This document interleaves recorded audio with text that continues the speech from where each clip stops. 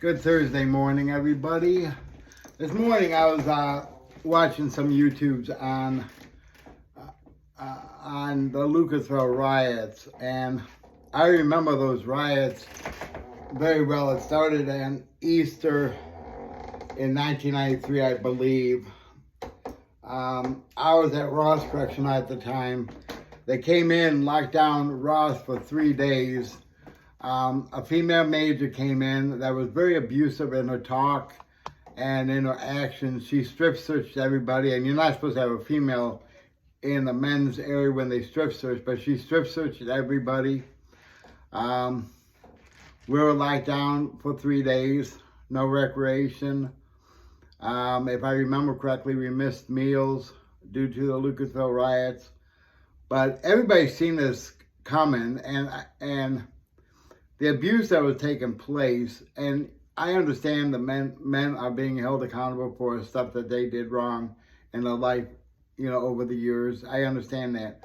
But when you get locked up, abuse of prisoners is not supposed to happen. Their punishment is being taken away from their family. And the warden at Lucasville was taking away, so many of the privileges that the men were supposed to have. If I remember correctly, he was messing with their visiting. And it was Warden Tate at the time, I believe his name was. But things that was just happening should not have happened. Now, like I said, I don't support any type of riots or any type of killings or anything of that nature, so don't get me wrong. But I understood where the men were coming from. They were tired of the abuse that was taking place, being tired of being disrespected, talked down as if they were nothing. I remember George Voinovich, who was the governor at the time, landed in the middle of a Lucasville yard in a helicopter. They were working on it for, I don't know, but it was 10, 14 days, trying to calm it down. Everything the state promised the prisoners, the state did not keep one of their words. They took everything back. There's 5 men on death row, and I'm not so sure that they were actually the guilty ones. And I don't think there was enough evidence to prove. The reason they were convicted was because they were higher ups in different gangs, the ABs, I forget what all the groups were. There was black racist groups and white racist groups that was involved in this. But when it came to the riot, it was the groups worked together because they were tired of the abuse that took place. And I'd like to really see our prison system change where people are treated fair and with respect and have a chance for release by rehabilitation. One reason I don't support death row is you don't know if the right person's being executed. You don't know if he actually committed the crime or not. And I believe we have executed innocent people in the past. And I don't think our state or our nation has done a good job on making changes, that they are actually getting the right person. So I'd like to see some changes taking place, and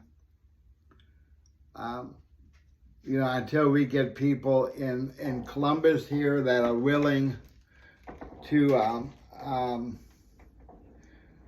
make some changes. I remember myself and Candace meeting with Michelle Reynolds, who's a state senator in Columbus, about parole reform. We wanted to see people having a fair chance for parole, and get the programming they need. But she was afraid to introduce anything because of school shootings, which has nothing to do with the guys that's locked up in Ohio. You can't use one thing against another. And that's a problem that we face in Ohio, and it's not just Republican, it's Democrat as well. We didn't get any help from the Democratic side whatsoever. And if we want to cut down on the violence in these systems, the guys got to be treated fair. And most of them do deserve to come home someday. There's one woman on death row, and I think there's like 100, I don't know if it's 148 or something like that on the men's side. And they have not executed anybody in, I don't know if it's 5 or 6 years, maybe a little bit longer now. I think the last one was 2017, if I remember correctly. And I would like to see Ohio stop the executions, and, find a better way to handle people that have committed hideous cases. I mean, you tell one side they can't go out and kill, but then you go out there and kill them. That's just contradicting what you say. I just wanted to bring this to thought since I watched that video of Lucasville riots. Like I said, I did not support what went on. I don't support the CO that was killed. I don't support the prisoners that was killed there. But I understood where the men were coming from, because they had no hope of anything at that moment.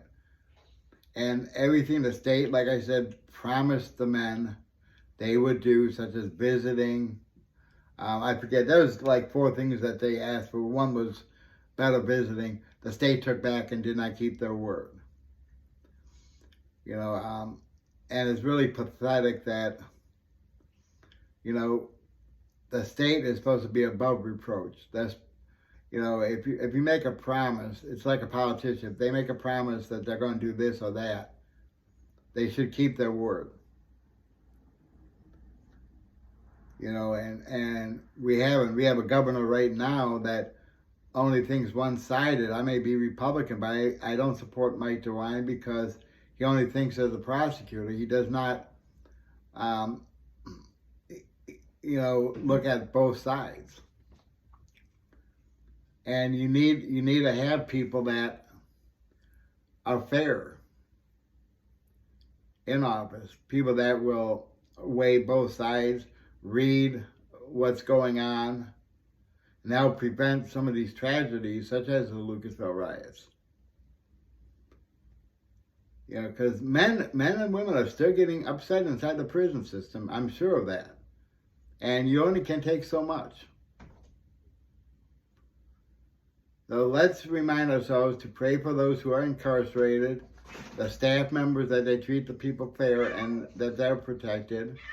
We pray for the homeless as well, and those in need. Thank you, everybody.